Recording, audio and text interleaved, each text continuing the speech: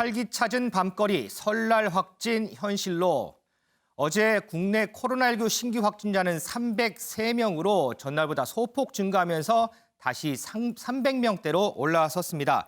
전반적으로 이 확진자가 감소 추세를 보이고 있지만 이 주 초에 확진자가 감소했다가 이 주 중반으로 소폭 올라서는 걸 감안하면 다시 이 늘어나는 이런 규모를 커질 수도 있다는 이런 상황으로 볼 수 있을 것 같습니다.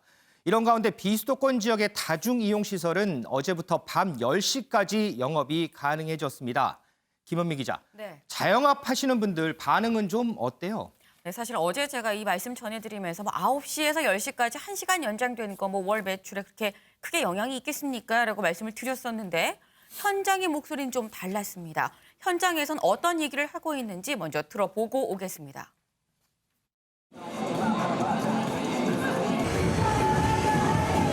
7시나 8시에 들어오셔도 2시간 정도는 이용하실 수 있기 때문에 직원들도 이게 다 생계이기 때문에 좀 그런 부분에서 이제 부담을 좀 더는 것 같습니다. 저희 장사하는 입장에서도 조금 더 매출이 올라가거나 아니면 손님들 좀 더 받을 수 있어가지고 나아진 것 같아요. 좀 숨통 좀 트이는 느낌이고 도시가 좀 살아나는 느낌이라서 기분 좋게 일할 수 있었던 것 같습니다. 10시까지 영업을 할 수 있다고 해서 오늘 오픈을 결정하게 됐고요. 1시간 더 영업시간이 연장됨으로 인해서 운영하는 데 도움이 많이 되고 있는 것 같습니다. 그러면 나가라면 엄청 아쉬워가지고 진짜 9시가 다 돼야지 일어서십니다. 그래도 10시까지는 손님들이 어느 정도 드시고 자연스럽게 일어날 정도는 되십니다. 여기 뭐 2차를 못 간디? 여기서 끝내야지. 그러니까 여러모로 많이 피해도 있고 그러죠. 1시간만 연장해 주신 것도 감사하게 생각합니다. 네, 지금 현장의 목소리를 들어보시면 숨통이 트였다, 부담을 좀 덜었다라 이런 긍정적인 반응들이 대부분입니다. 그러니까 추측컨대 경기는 심리라고 얘기를 하잖아요. 그러니까 9시까지라고 하면 아유 가지 말자라고 했었던 분들도 10시까지면 그냥 한번 가서 좀 먹고 올까라고 이제 발길이 이어지는 이런 약간 선순환이 이어지는 게 아닌가라는 생각을 하게 됩니다. 근데 다만 이제 여기서 우리가 좀 주시를 하고 명심을 해야 될 부분은 네. 이 과정에서 방역 수칙을 꼭 지켜야 된다는 점, 그렇죠. 명심을 해야 될 것 같습니다. 이게 9시에서 10시까지 1시간 늘어났는데 지금 인터뷰 들으니까 변화는 좀 많이 크군요. 네, 아무래도 그 분위기가 좀 다르다는 게 대체적인 평이었습니다. 자, 이와 반대로 이동석 기자, 지금 집합금지 대상인 유흥업소 업주들은 울분을 토한다 이런 얘기가 있더라고요. 네, 그렇습니다. 한국유흥중앙회, 그러니까 음식점 중앙회가 어제 국회 앞에서 시위에 나섰습니다. 유흥업소 업자들은요, 저마다 혈서를 쓰면서 집합금지를 풀어달라고 이렇게 정부에 호소를 했는데요. 혈서요? 그렇습니다. 이들이 주장한 건 다름 아닌 살려달라, 정부가 힘을 줘야 한다, 이런 걸 강조했습니다. 혈서를 작성하면서 일부 시위 업주들은 눈물까지 보이기도 했는데요. 영업 허가증을 이렇게 찢으면서 쓰레기통에 버리는 등 격한 반응을 보이기도 했습니다. 이들은 나이트클럽, 콜라텍 등은 모두 춤을 추는데 무도장은 체육시설업이라 허용하고 나머지는 금지했다면서 정부의 형평성 문제를 언급하기도 했습니다. 이와 더불어서요, 여전히 밤 9시까지 영업 제한을 받는 수도권 자영업자들의 반발도 심해지고 있습니다. 정세균 총리가 오늘 아침 회의에서 수도권 자영업자들에게 대승적 참여와 협조를 당부드린다 이런 얘기를 했는데 이번 주 이후에 정부의 방역 지침이 어떻게 정해질지 이 부분도 관심이 가는 대목입니다. 자, 모레부터 설 연휴가 시작이 되죠. 방역 당국은 계속해서요, 이 설 연휴 이동을 자제해달라 이렇게 호소를 하고 있습니다.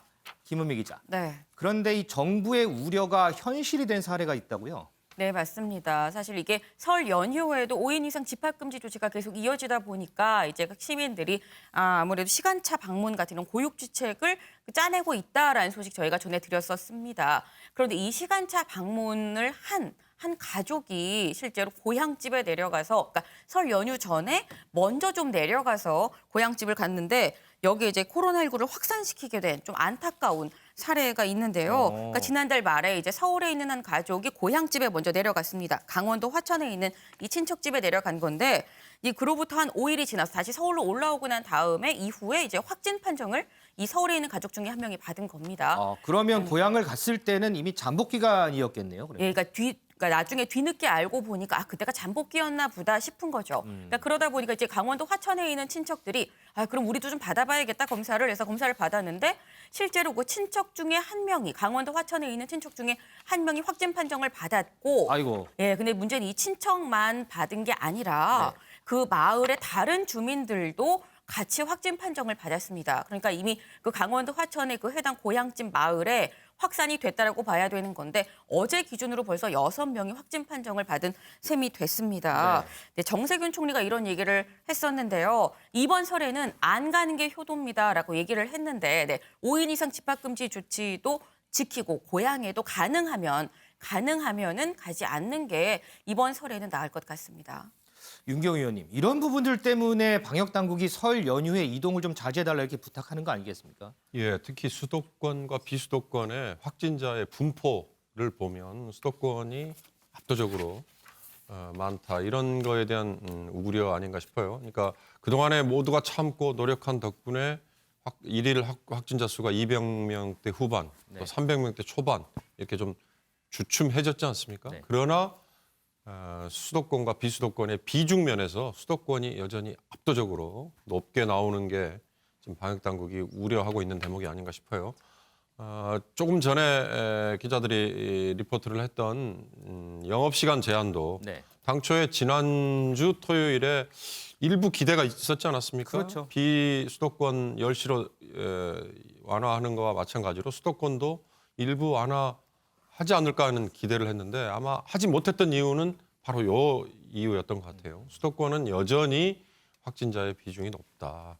더군다나 이번 설 연휴 전에 그리고 설 연휴 기간 중에 이 수도권에 아무래도 확진자 비중이 높다는 얘기는 그만큼 무증상 감염자가 잠복해 있을 수 있다는 우려일 것 같은데요.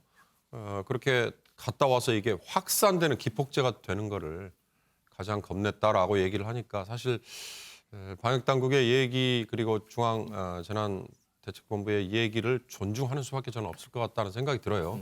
모두 다 사실은 지금 인내 한계에 와 있는 게 맞습니다. 자영업자, 소상공인뿐만 아니라 각 개인 가정도 다 인내 한계에 와 있죠. 그렇죠. 이 마지막 한계점에 도달해 있는 이걸 조금만 더 참으면 이제 3차 유행을 잡는다라고 하니까 지금은 서로가 조금 서로 참는 게 그 이외에는 좀 방법이 없을 것 같다는 생각이 듭니다. 소정수 위원님, 그럼에도 불구하고 지금 인터넷 카페나 이런 데를 보면 고향에 오라는 시어머니 때문에 며느리들 속이 탄다 이런 글들이 좀 많이 올라오더라고요. 중간에서 이렇게 저 같은 남편들 상당히 좀 애매하겠어요. 댓글 저도 보니까 저한테만 왜 그래요? 뭐 우리한테 오랍니다. 뭐 이러면서 어떻게 하면 좋을지 이런 얘기도 나오고 뭐 시대가 안 가는 방법 뭐 이런 얘기도 나오고 하던데 이게 결국 그러니까 지금 가족 간 모이게 되면 수도권도 마찬가지지만은 가족 간 감염이 많이 확산되고 있지 않습니까? 그렇죠. 확산되고 있고 지금 감염원을 알 수 없는 확진자 비율이 21%에 달하거든요. 여전히 그런 상황에서 어쨌든 뭐 부모님들 입장에서는 자식을 보고 싶은 게 인지상정이고 그럼요. 또 자식 입장에서도 마찬가지로 부모님 뵙고 싶은 게 인지상정인데 상황이 이러이러하니까 그걸 좀 슬기롭게 일단은 뭐 안 가는 게 효도라는 뭐 당국의 말도 있지만 좀 기다리면서 안 가는 게 제일 좋을 것 같고 만약에 가야 되는 불가피한 상황이라면 그걸 시간 차를 둬서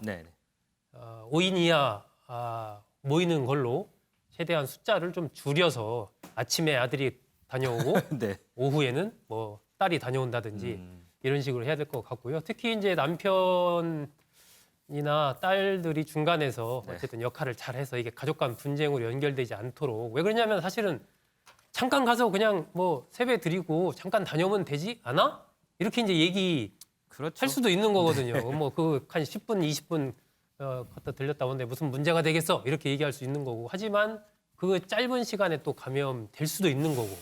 여러 가지 며느리들 입장에서는 또 스트레스 받을 수 있는 거고. 또 반대의 경우도 마찬가지죠. 사위 입장에서. 그렇기 때문에 이럴 때는 뭐 다른 도리가 없습니다. 서로가 조금씩 배려하면서 이 상황을 좀 슬기롭게 넘어가는 거밖에는 다른 어떤 묘책을 찾기가 좀 어려운 거죠. 조금씩 서로가 인내하면서 배려를 해야 됩니다.